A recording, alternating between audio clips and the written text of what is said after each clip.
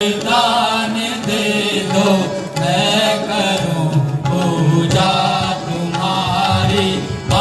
मुझे वरदान दे दो मैं करूं पूजा तुम्हारी।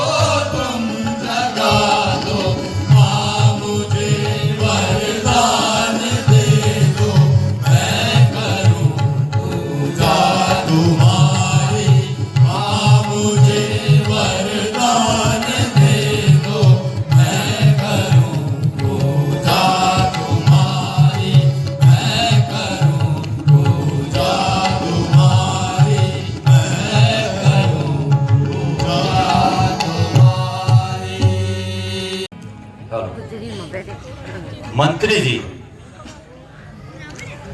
यूं तो संसार में अनेक राजा अपना राज्य चलाते हैं, परंतु ऐसे बहुत ही थोड़े होंगे जो प्रजा के हितैषी और धर्मज्ञ समझे जाते हैं। जिस प्रकार प्रजा का प्रेम राज्य की जड़ों को मजबूत बनाने वाला होता है, उसी प्रकार राजा का न्याय प्रजा को ऊंचा उठाने वाला होता है। यथार्थ है।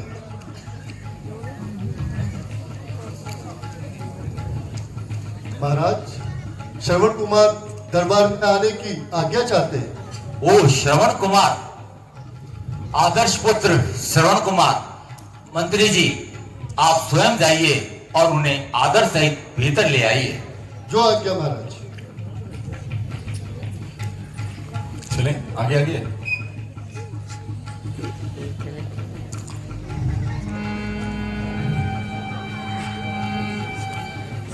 पहला प्रणाम करता हूं मैं श्री पिता और माता को। दूसरा प्रणाम अपनी जन्मभूमि पृथ्वी और विधाता को। तीसरा प्रणाम मैं कर रहा श्री वशिष्ठ गुरुदाता को। चौथा प्रणाम मैं करता हूं निज दशरथ सुखदाता को। आहा,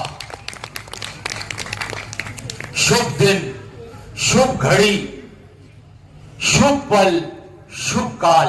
जिनके तो ये हाथ काट के डालूं मैं, ये शीश निज चरणों में झुके तो थर से शीश उतारूं मैं, ये नैन दिए जिन नैनों ने, ये नैन उन्हीं पे मारूं मैं।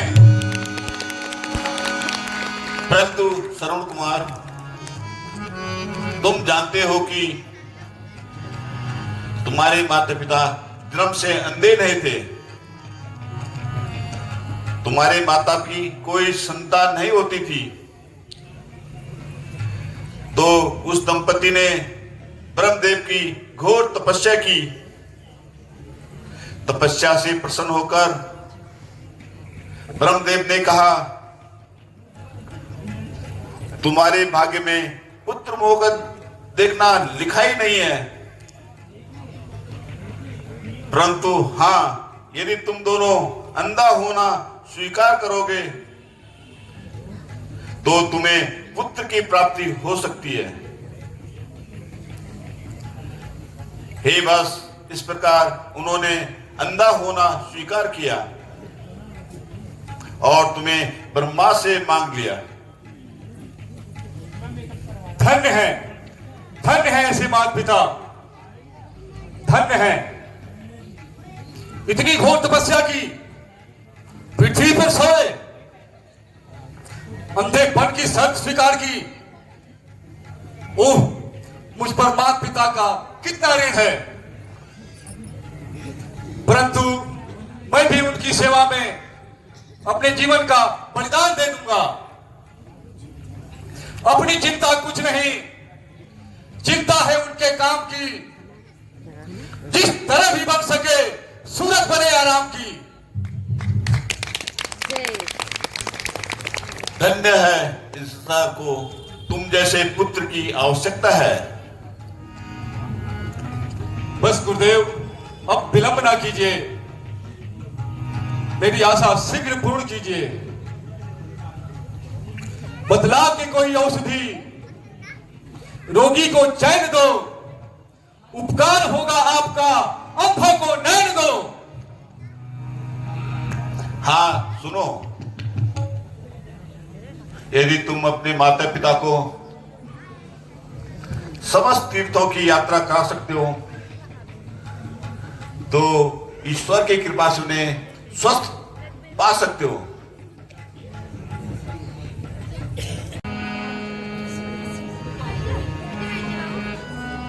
पुत्र श्रवण, क्या हम काशी पहुंच गए? अभी नहीं बाबा, अभी तो बहुत लंबा मार्ग है। देखा ज्ञानवती, झूठ बोलता है तुम्हारा श्रवण। ये हमें काशी ना ले जाकर यहाँ वहाँ भटका रहा है, क्योंकि ये अब हमसे बिछड़ना नहीं चाहता। वो जानता है कि काशी जाकर वो हमसे दूर हो जाएगा। हाँ, यही बात है, मैं नहीं चाहता आप लोगों से दूर। इसमें बुराई क्या है? और आप लोग भी चाहते हैं कि मैं आप लोगों को छोड़ दूं? मैं तुम्हें कष्ट दे रहा हूं? नहीं मेरे लाल, कष्ट क्या होता है ये तूने कभी जानने भी कहा दिया। अंधे हैं, इस पे चलने फिरने में लाचार, और हमारी आंख बनकर दुनिया दिखा रहा है और आंख बनकर घुमा रहा है। श्रवण, हम तो बूढ़े हो गए, पर तेरे आगे तो सारा जीवन पड़ा है। हमें संभालता रहेगा तो संसार कैसे देखेगा?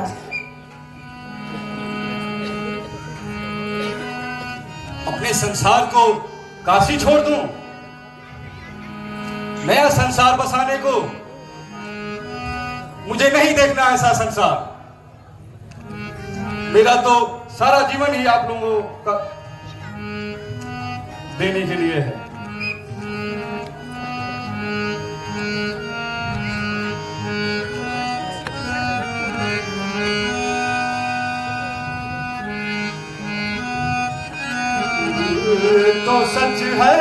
भगवान है मगर फिर भी अनजान है। धरती पे रूप माँ बाप का उस विधाता की पहचान है। ये तो सच है कि भगवान है।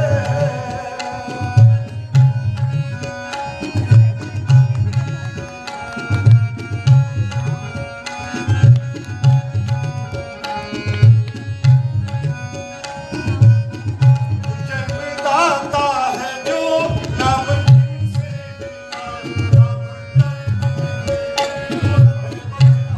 चला। कांधे पर बैठ कर जिनकी देखा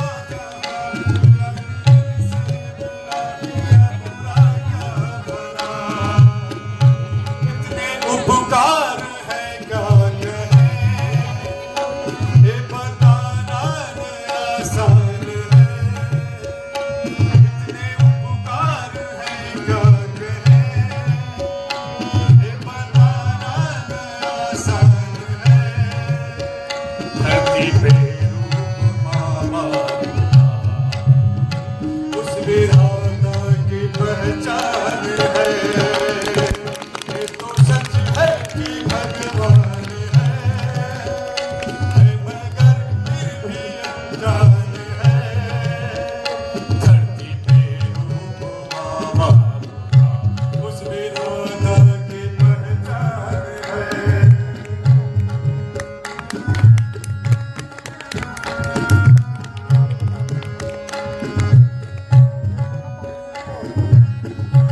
जन्म देती है जो माँ जिसे जग कहे। अपनी संतान में प्राण जिसके रहे। चोरियां होठों पर सबने बुनती नजर। नींद जो वार दे बस के हर गम सहे। ममता के रूप में प्रभु आपसे पाया वरदान है। ममता के रूप में प्रभु आपसे पाया वरदान है। धरती पे रूप माँ बाप का उस विधाता की पहचान है। ये तो सच है कि भगवान है मगर फिर भी। बेटा तुम भी थक गए होंगे, थोड़ी देर विश्राम कर लो। नहीं पिताश्री, मुझे बिल्कुल थकान नहीं है। पुत्र श्रवण, प्यास बहुत सता रही है। यदि हो सके तो कुछ जल का प्रबंध करिए। अवश्य करूंगा माताश्री, अवश्य करूंगा। आप तनिक यही विश्राम कीजिए।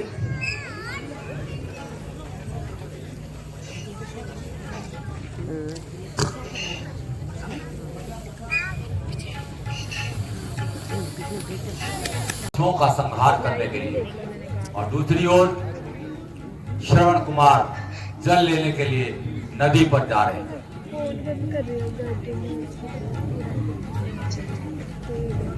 टाइम लगेगा तो 11-12 बजे कंप्लीट होना है।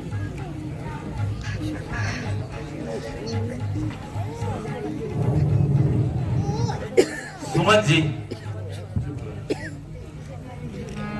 वन के हिंसक पशुओं ने मेरी प्रजा को महान कष्ट पहुंचाया है। अब ऐसा करो, आप उस दिशा में चले जाओ और जो भी हिंसक पशु आपको नजर आए उसको मार भगाओ, और मैं दूसरी ओर जाता हूं, वहां मैं हिंसक पशु को देखता हूं। आप जाएं। जो क्या महाराज।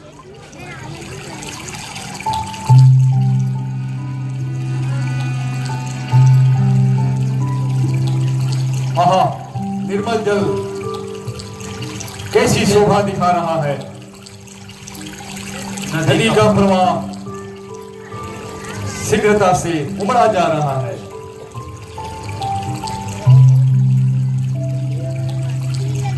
कोई पशु आया है जल पीने के लिए।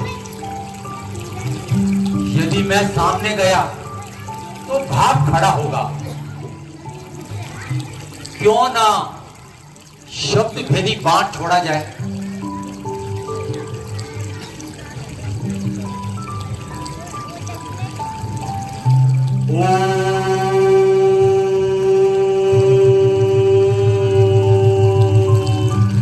शब्द भेद छोड़ता हूं मैं अभी इस शब्द भेदी बाण को। देखते ही देखते ले लेगा उस हिंसक के प्राण को। मां, पिता, तीर लगा, ओ मेरा प्राण निकला। अब तुम्हें तीर्थ यात्रा कौन कराएगा? प्यास से मरते हुए को पानी कौन पिलाएगा?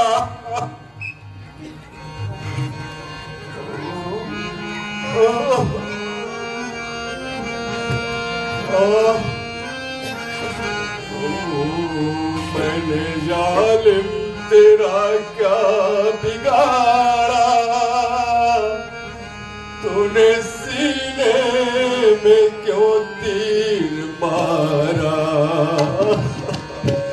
मैंने जालिम तेरा क्या बिगाड़ा?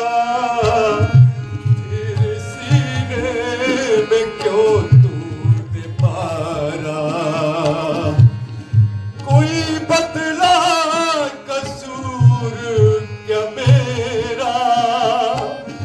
कोई बदला कसूर क्या मेरा? क्यों अभागे को जल भरते मारा? मैंने जालिम तेरा क्या बिगाड़ा? तीर सीने में क्यों तूने मारा?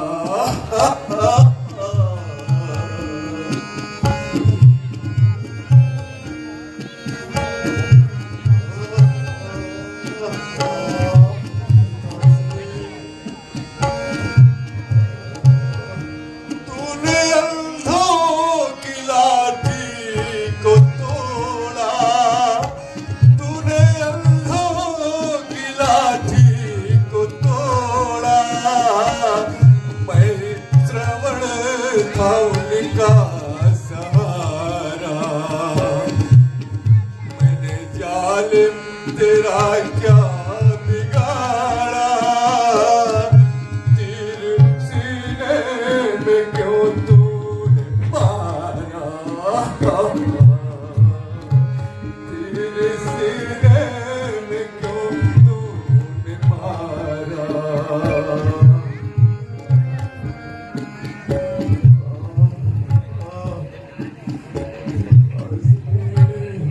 ओ, मानव की आवाज।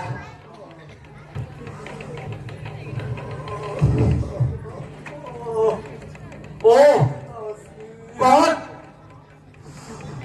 शांतनु पुत्र श्रवण कुमार।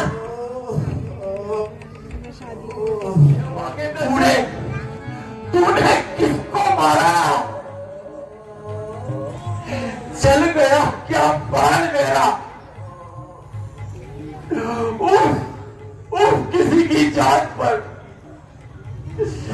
शौक तेरी वीरता पर, शौक तेरे बाण पर। कौन?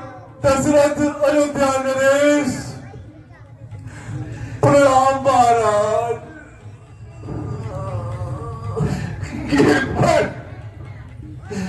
गिर पर है आकाश, मुझ पर गिर पर।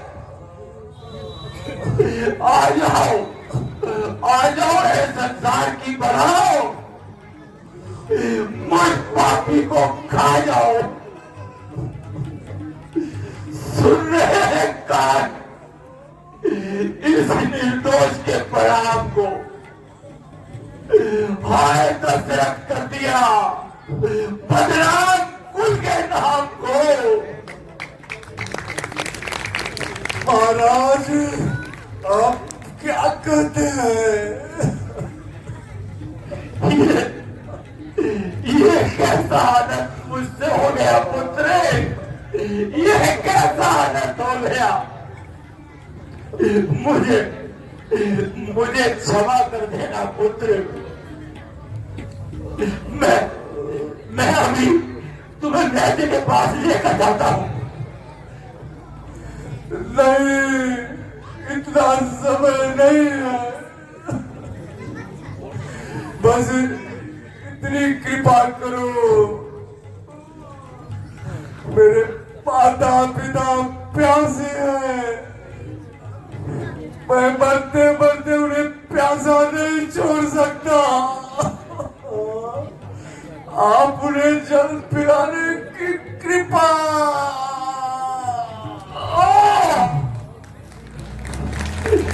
नहीं, ऐसा मत कहो पुत्र, ऐसा मत कहो।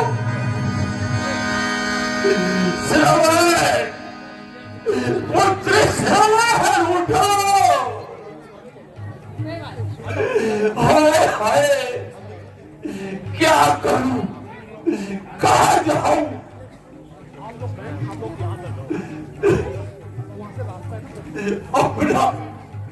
अपना ये काला को कहां छुपाऊं?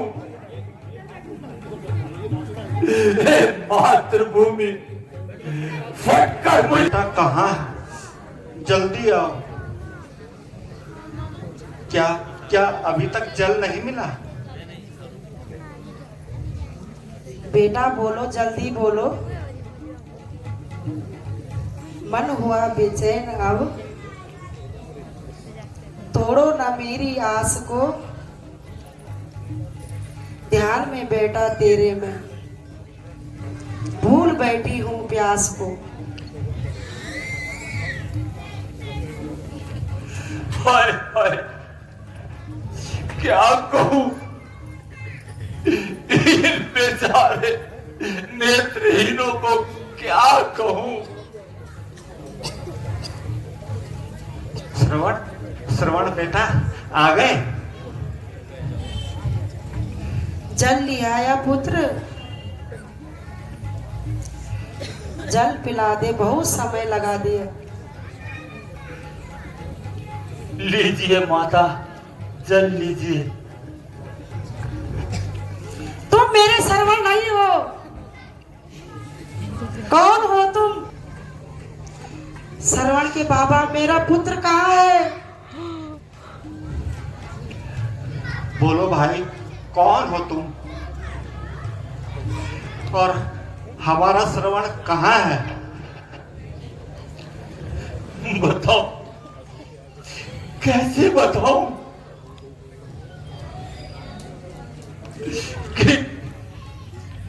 किन शब्दों में बताऊं? कौन से मुख से बताऊं? सहारा है तुम दोनों का। अब सुरपुर सिधारा है। तुम्हारे पुत्र को मैंने अपने ही हाथों से मारा है। हाय विधाता, ये क्या हो गया? हाय विधाता, ये क्या हो गया? हे भगवान, हे विधाता, ये कैसा वज्र गिरा?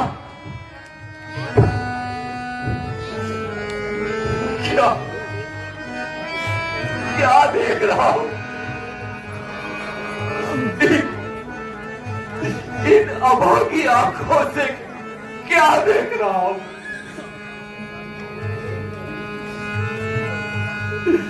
उठो, उठो, हे पुत्र भी हो गया।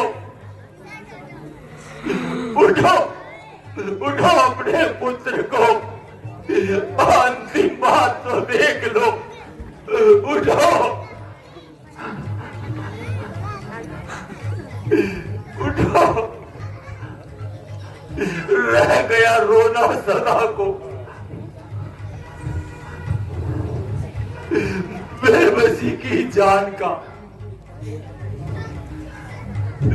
चूम लो एक बार फिर मुखड़ा अपनी संतान का।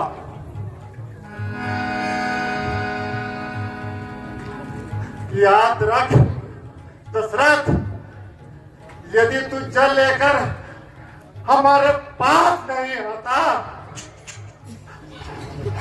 तो हम तुझे श्राप देते हैं कि दशरथ तेरा सर्वनाश हो जाता। चल चल, अब हमें अपने बेटे के पास ले चल।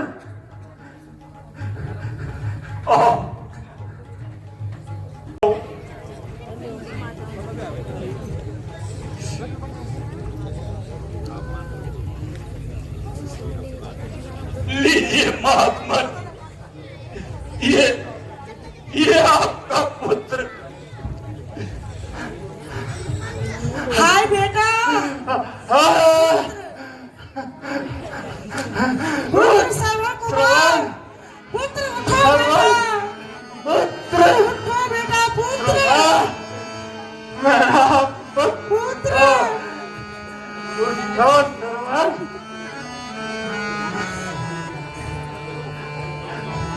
सर्वन पुत्र उठो, मेरा पुत्र, हे मेरे लाल। लीजिए लीजिए महात्मा, जल ग्रहण कीजिए। हमें तो हमारा श्रवण चाहिए, हमें हमारा पुत्र दे दो महाराज। राजन, हमें हमारा पुत्र दे दो। राजा महाराज, चल रहा हूं। नहीं चाहिए जल, हम निर्जल ही प्राण गवाएंगे। जिस जगह गया है हमारा पुत्र श्रवण, अब हम वहीं जाएंगे। नहीं महात्मा, भूल हुई है मुझसे, मुझे दंड दीजिए। मैं अभागा दशरथ, अयोध्या का अधर्मी राजा, मैंने आपके पुत्र के प्राण हर लिए। मुझे दंड दो, तभी मेरे पापों का प्रायश्चित होगा। राजा है तू अयोध्या का, जिसकी धर्म सबकी रक्षा करना होता है। राजन, ऐसे होती है प्रजा की रक्षा। महात्मन मन को शांति दीजिए। ये जल ग्रहण कर लीजिए, श्रवण की अंतिम इच्छा पूर्ण कर दीजिए और मुझे मृत्यु दंड दीजिए। महाराज, क्या मृत्यु पर्याप्त है इस मृत्यु के लिए? आप अपने कर्म फल से कभी मुक्त नहीं हो पाओगे। जो बोया है वो काटोगे।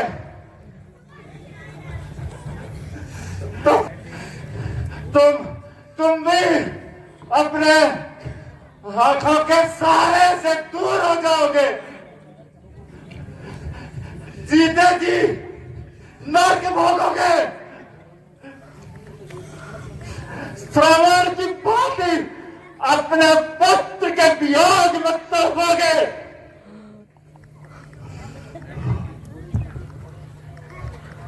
ये एक पूरे दुखी पिता का श्राप है। श्राप है, श्राप है, श्राप है।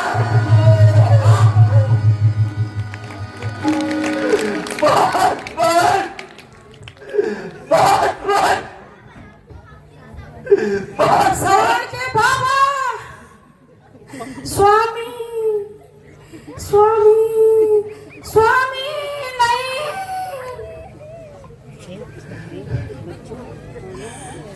राजा दशरथ, मैं तुम्हें श्राप देती हूँ। जिस प्रकार मेरे स्वामी का सब कर्महीन पड़ा है, उसी प्रकार तेरा सब भी कर्महीन पड़ा रहेगा। स्वामी माता, माता, माता, ये अभागे दशरथ, ये तूने ठीक नहीं किया। एक हत्या के बदले तीन हत्या, तीन हत्या। हे परमात्मा, ये तेरी कैसी लीला है। परंतु एक बात तो निश्चित हो गई, मेरे घर में संतान उत्पन्न होगी।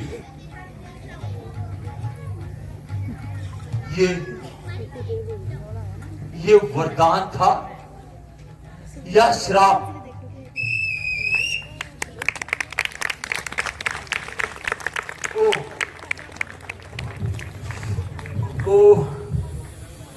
वेद विरुद्ध कार्य भी कर चुका हूं, परंतु फिर भी मेरी अभिलाषा पूर्ण नहीं हुई।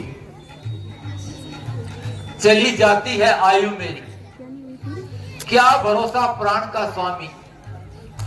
अभी तक नहीं देखा है मुखड़ा संतान का स्वामी।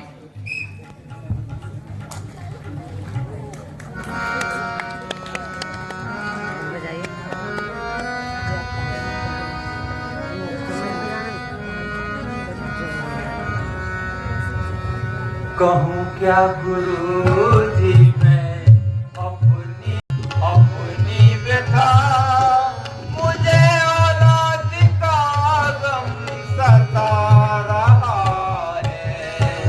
कहूँ क्या गुरु जी मैं अपनी व्यथा, मुझे औलाद का गम सता रहा है।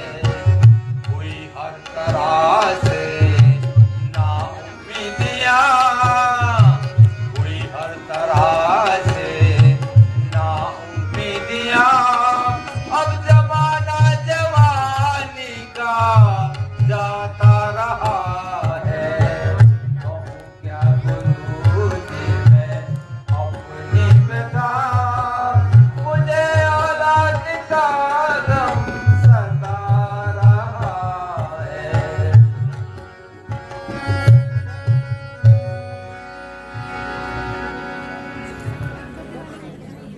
हे राजन, संसार में सुख के बाद दुख और दुख के बाद सुख आया करता है। शांति की बाद अशांति और अशांति बाद शांति हुआ करती है। घबराने की कोई बात नहीं है। भगवान की बाहें बहुत लंबी हैं, वो तुम पर अवश्य कृपा करेंगे। मेरा मन कह रहा है, दिल्ली ये पूर्ण आशा होगी, वह दिन आने वाला है, कली मन की खिली होगी। बतलाइए महामुनि, ऐसा उपाय शीघ्र बतलाइए। हे राजन सुनो, किसी प्रकार श्रृंगी ऋषि के आश को बुलाओ और उनके द्वारा पुत्रेष्ट यज्ञ कराओ। जो आज्ञा महाराज। सुमन जी, आप स्वयं चले जाइए और अपनी गुणों में निपुण अप्सराओं को भेजकर श्रृंगी ऋषि को बुलवाइए। जैसी आज्ञा महाराज।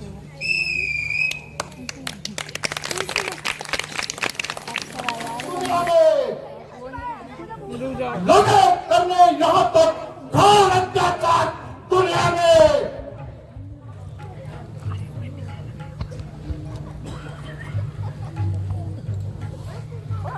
अब इन दुष्टों के नाश करने परम आवश्यक हो गया है। जब इस तरह अन्याय का व्यवहार है, जिंदगी पर मेरी धिक्कार है, धिक्कार है। मेरा कर्तव्य है पहला, आपके मान की रक्षा करूंगा, प्राण देकर भी आपके मान की रक्षा। धन्य हो राजन, संसार को तुम जैसे धर्मज्ञ राजा की आवश्यकता है, परंतु इस कार्य के लिए तुम्हारा कष्ट उठाना जरूरी नहीं है। हमारे हित के लिए केवल इतना कीजिए कि राम लक्ष्मण को हमारे संग कर दीजिए। हमारा सब कार्य सिद्ध हो जाएगा।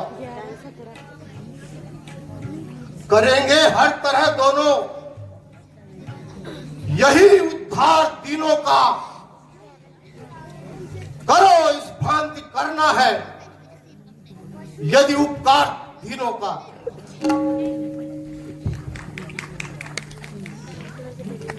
बोलो राजन, अब क्या कहते हो? क्या राम और लक्ष्मण को देने में कोई संकोच है? महाराज, कहो क्या बात है? हम विनती कर रहे हैं और तुम टाल रहे हैं। ठीक है, हमारा कुछ जोर नहीं, हम दबाव नहीं दे सकते। प्रजा के दुख दर्द की चिंता कहां? ऋषिराज, ये आप क्या कहने लगे? कृपा करके जरा विचार तो कर लीजिए। इन बालकों की ओर देखकर ही कुछ आज्ञा कीजिए।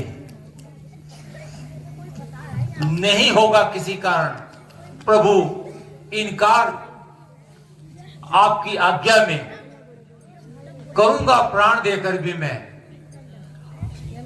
संतों की सेवा में।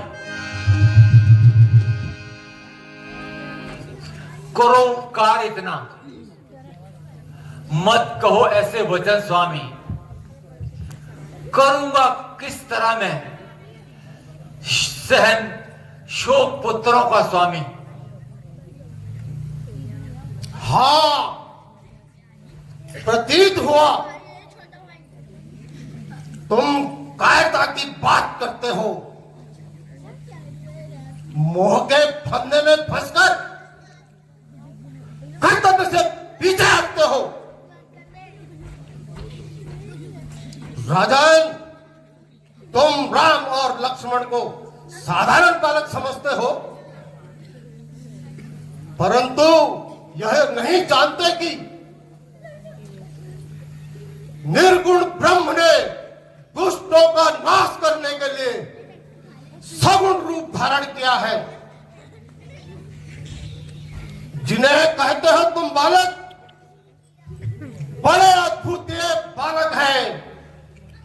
समझते हो जिन्हें तुम बालक, वो सृष्टि के बालक हैं।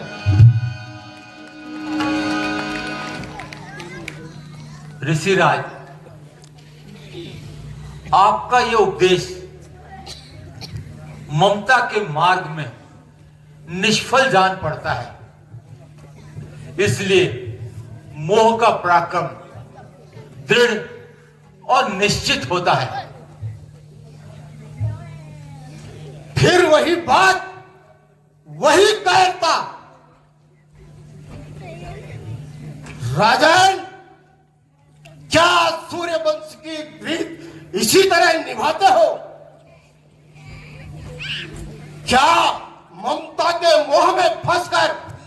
बस राजन, अब सत्युग बीत गया है। धर्म रक्षा और संत सेवा का अब समय कहां रहा? हम तो केवल नाम के ही राजा रह गए हैं, जिनमें दया और परोपकार की कोई बात नहीं। अच्छा, कल्याण हो, हम जाते हैं। ठहरे ठहरे महात्मन, जरा ठहरे। राजा मोह के वश होकर अपना कर्तव्य भूल रहे हैं। उन्हें एक बार फिर सोच लेने दीजिए। राजन, यह समय मोह में पड़ने का नहीं है। यह अवसर चिंता में उलझने का नहीं है। महर्षि विश्वामित्र को अपने द्वार से निराश ना होने जाने दीजिए। जिस प्रकार हो सके इनकी इच्छा को पूर्ण कीजिए। बंधन में मोह के कभी आना नहीं चाहिए। संतों को खाली हाथ जाना नहीं चाहिए। अच्छा गुरुदेव, आपकी और ऋषिराज की आज्ञा को शिरोधार्य करता हूं और धर्म की रक्षा के लिए मोह ममता को वश में करता हूं। जाओ बेटा, अब कुछ समय के लिए ऋषिराज के साथ चले जाओ और यह जो आज्ञा दें उसे सच्चे मन से निभाओ। लीजिए महाराज, इन बालकों का हाथ अपने हाथ में लीजिए। तुम्हें अर्पण है मेरी जीवन भर की जो कमाई है। बड़ी मुश्किल से ईश्वर ने शक्ल इनकी दिखाई है। लिया है हाथ में जो हाथ, तो इसका मान भी रखना।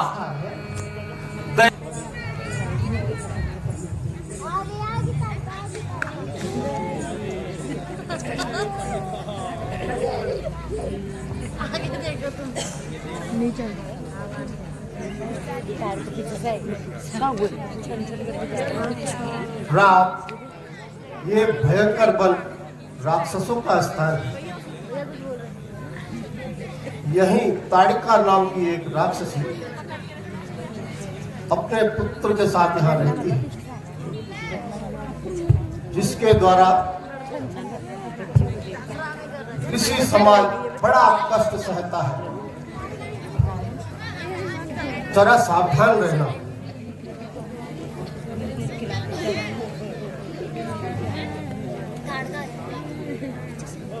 देखो, नाम लेते ही वह हत्यारिन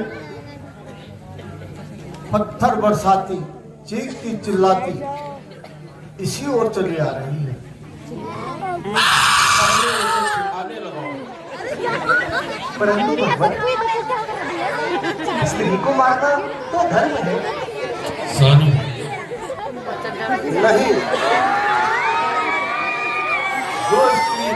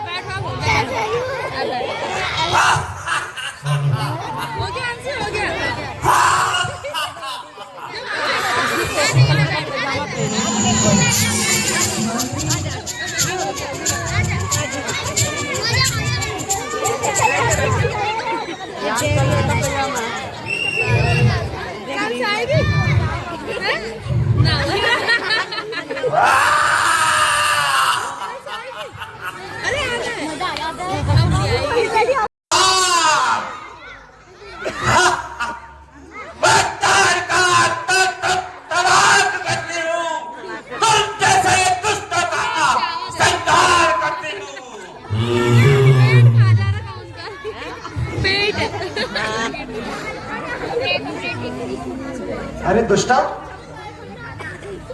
तुझे मालूम नहीं हम रघुवंशी हैं। अरे मूर्खो, तुम मेरा मिटाओगी। बस मिटा चुकी। अब परलोक यात्रा के लिए तैयार हो जा। तू भी पर्दे के लिए तैयार हो जा।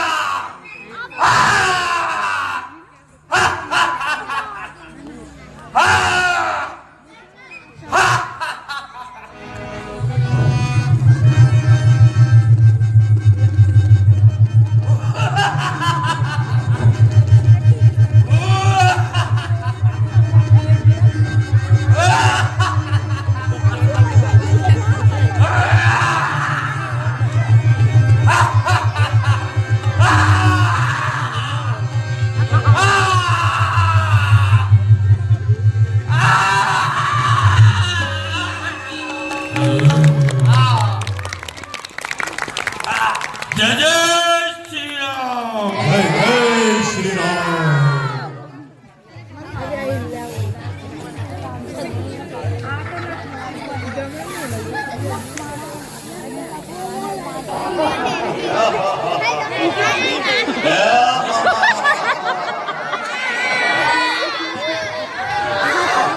You deh bocor dah yo.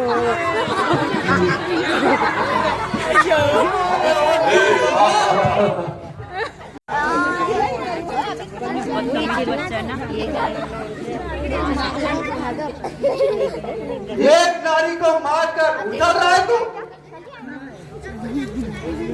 हाँ दुष्ट, तुझे भी वही फल चखाता हूँ। जहाँ तेरी माता गई तुझे भी वहीं पहुंचाता हूँ। अब सहाय हो गया, इनका हमारा बाण है। वास्तव में यह तुम्हारी मौत का सामान है।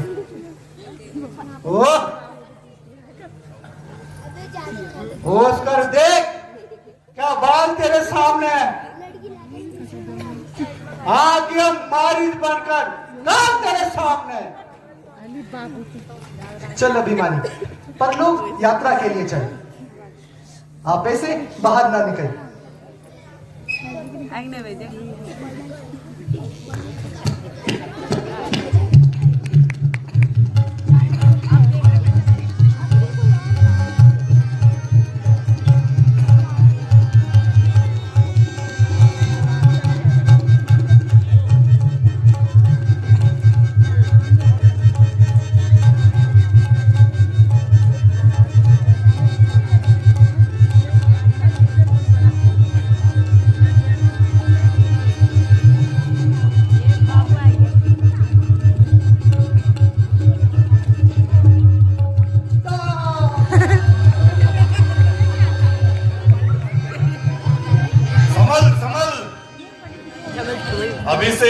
अब चल।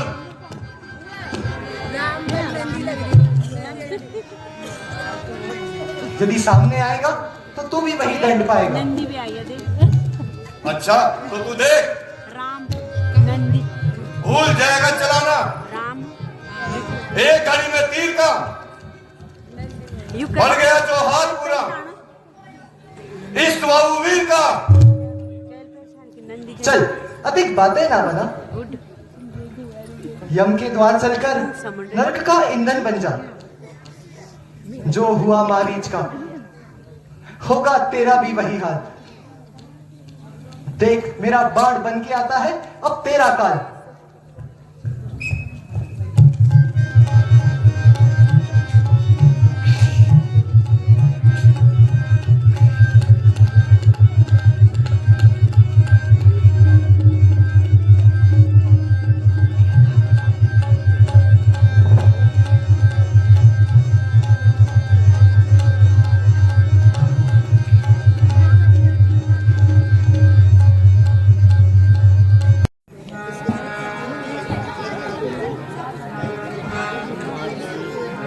महाराज यह वन तो कुछ अनोखा प्रतीत होता है ना। पशु विचरते दिखाई पड़ते हैं, ना पक्षी बोलते हुए सुनाई पड़ते हैं। इसका क्या कारण है मुनिराज? इसका कारण वह देखो, सामने पड़ी पत्थर की शिला है। पत्थर की शिला, इसका क्या वृत्तांत है प्रभु? बेटा यह शिला किसी समय अहिल्या नाम की बड़ी सुंदर स्त्री थी। एक बार जब गौतम ऋषि अर्धरात्रि को गंगा स्नान के लिए गए तो इंद्र इनके रूप पर मोहित होकर गौतम ऋषि का रूप बनाकर उनके घर चला गया और कुछ समय पश्चात गौतम ऋषि जी भी अपने घर आ गए।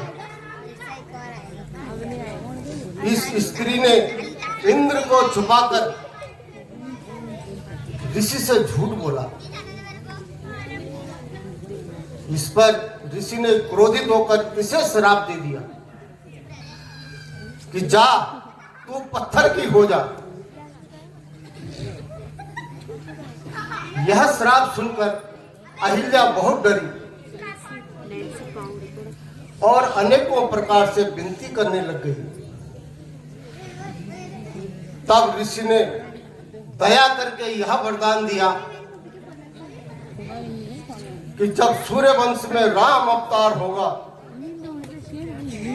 तो उनके चरणों की रज पाकर तेरा उद्धार होगा।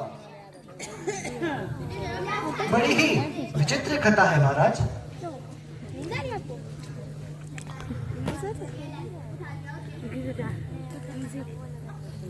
परंतु रघुवीर अब कृपा करके इस अभागिन का पाप भरो। जैसी आज्ञा गुरुदेव। और अरे ढेरा आ गया ना।